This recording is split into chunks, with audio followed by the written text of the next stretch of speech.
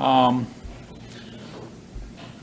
I said earlier, my name is Chris Southwood. I'm president of the Illinois Fraternal Order of Police, and I want to announce today that the Illinois Fraternal Order of Police, which represents around 34,000 sworn and active law enforcement members all across the state, we are proud to announce our endorsement of Tom DeVore for Attorney General here in Illinois. And I would just like to say that Tom DeVore doesn't just talk the talk. He has demonstrated through his actions that he will always fight injustice. Tom owes nothing to the political powers that have attacked the police profession, and as the state's chief law enforcement officer, we know he will have our backs as we fight together to overturn criminal coddling laws and return safety and sanity to our streets. And with that, I'd like to introduce Tom DeVore, our next Attorney General. Thank you, sir. Thank you. Thank you very much. John, you want to say a few words first? Or? All right. So, just a quick little history story. When Tom came to the state's FOP legislative committee here for an endorsement and question session with all the other candidates, I can tell you for all the offices that we interviewed for, Tom's interview stood out above and beyond everybody's. Everybody was blown away. It was a hands down. Tom, if you had a vote, Tom would have got the most votes for any office by any candidate, hands down. He presented that well. And why was that? Because he's independent. He might be running Republican, but he has very clearly said he will challenge corruption and what's right, regardless of party or affiliations. And that's all you could really ask in your chief law enforcement officer in any state. As I said earlier this morning, when we're talking about L.G. Sims, the chief architect of the Safety Act, we're now learning was under investigation for lobbying, basically improprieties possibly. It was the feds that did it. It wasn't Kwame Arola's office. Kwame Arola has been a failure and a ghost payroller for 4 years. He has done nothing when it came to public integrity investigations in his entire term. Not one significant investigation of public corruption in this state, with Mike Madigan being target number one that the feds had to take down, the guy who blatantly ran this state into the ground for 4 decades, and nobody could put him in their crosshairs but the feds. Not Lisa Madigan, his own daughter, surprise, surprise, or her successor, Kwame Arola. It's disgraceful. So we look forward as an organization to work together with Tom as the Attorney General to kind of right some wrongs, hold these rogue prosecutors like Kim Foxx responsible for not doing their job, and circumventing the Cook County State's Attorney's Office, if need be, to make sure criminals have some accountability going forward. With that, I'm going to give you Tom DeVore. Well, I don't know if I can add much more to that. Thank you, John. Chris. You know, when I was talking to people that are part of my campaign, we were discussing whether or not I ought to prepare a speech, and I kind of chuckled a little bit and said, you know, all my years as a litigator and arguing, I've never prepared a speech. I just come up here and tell people what I think, and so far it's worked pretty well. So hope I don't let you guys down today. You know, I'm privileged to have received the unanimous endorsement of the state FOP Lodge. You know, it means a lot to me. Law enforcement's always been something long before I ever decided to get in politics that I knew was the backbone of any civilized institution. You know, our society relies upon law enforcement. If law enforcement is not there, it's not well funded, they're not supported, we will see a decay like we've been seeing in the city of Chicago across our state and across our nation. I'm well aware of that. You know, I've been in town the last few days and been traveling, and I traveled last night to a place not 6 blocks from Kim Foxx's office and only a block from the federal jail and the federal courthouse. And in that parking lot just a couple of days ago, there was a gunfight. Not only was there a gunfight, after everybody scattered, they were so emboldened that they came back and finished executing a young man without any fear of repercussion. The video camera that's hanging on the wall where they were at is so big, there's no way that they didn't see it. And I asked myself, I'm like, what does it take for people to be so depraved where they'll commit those kind of crimes? We can talk about socioeconomic issues, we can talk about lawlessness, we can talk about all those things.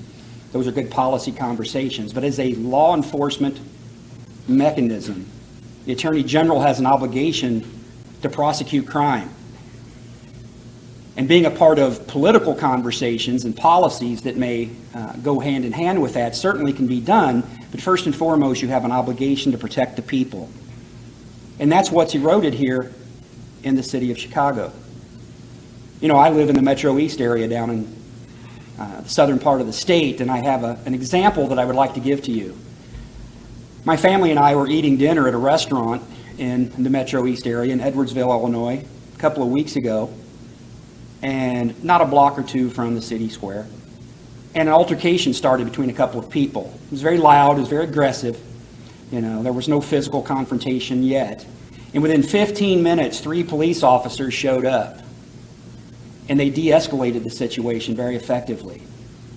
And I thought about that, about the support, because I live in that community, the support that they have, law enforcement and the prosecutors and the whole system, and how well they did their job. And then I thought about the conversations I've had with John and Chris about how we don't have that in the city of Chicago from the prosecutor's office, from the mayor's office, etc. And how disheartening that must be. You know, a year ago, yesterday, Miss French lost her life. And I was reading about that a lot yesterday. And I thought, what's happened in the year since that time? Has the city got better?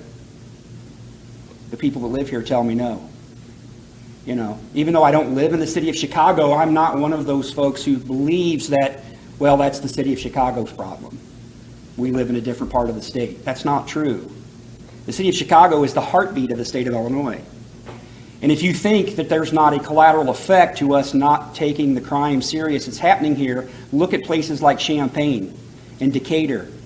Those cities are starting to suffer from the same consequences. The collar counties as well. That's all people talk about is this crime.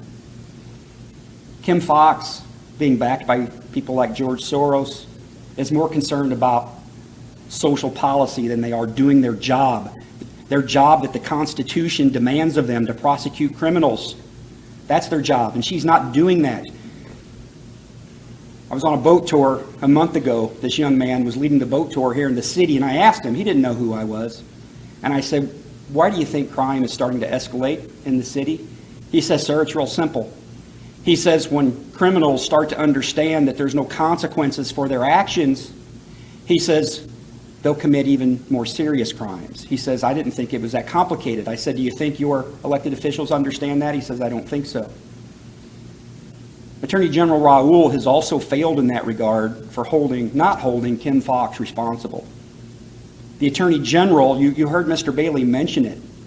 There doesn't need to be a creation within the Attorney General's office for a statewide prosecutorial process. It already exists under the law.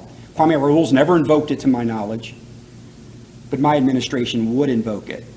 We would come to Cook County and to the city, and we would have a dedicated staff that will be committed to when Kim Foxx does not prosecute these criminals, we will prosecute them ourselves to make sure that people are aware that in this city, crime will be deterred. We will prosecute people and put them in jail. And hopefully in conjunction with that, the policymakers can work and try to create solutions that start reducing the amount of crime. But until that time comes, we cannot allow criminals to continue to do what they're doing. Thank you very much.